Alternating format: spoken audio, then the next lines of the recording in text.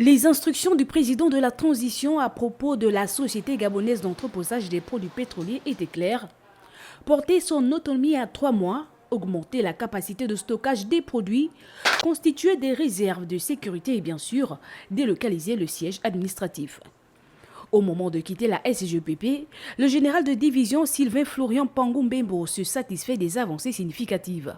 Avec le concours constant des plus hautes autorités, la SGPP dispose aujourd'hui d'un nouveau siège administratif, améliorant ainsi les conditions de travail de son personnel.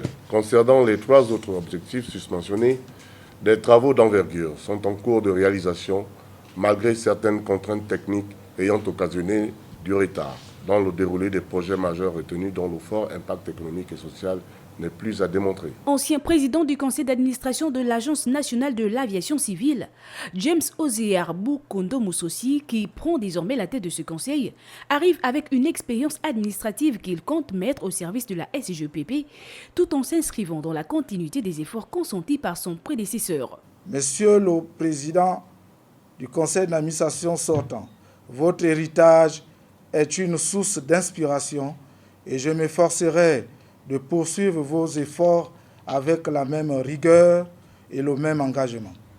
Pour les autorités, il s'agit de faire une grande SGPP pour renforcer la position de la société dans le secteur stratégique des produits pétroliers. La grande SGPP, qu'est-ce que ça veut dire exactement? Ça veut simplement dire que on entend confier à la SGPP toute la gestion des stocks des produits pétroliers du Gabon.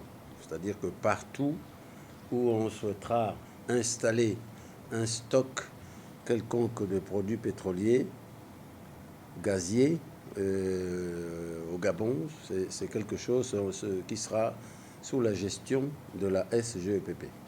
Autour des valeurs de sécurité, d'expertise, de responsabilité énergétique et d'esprit d'équipe, les administratifs sont d'ores et déjà attendus au pied du mur pour l'amélioration du cadre de travail, la modernisation des infrastructures et des équipements et le service fourni aux usagers.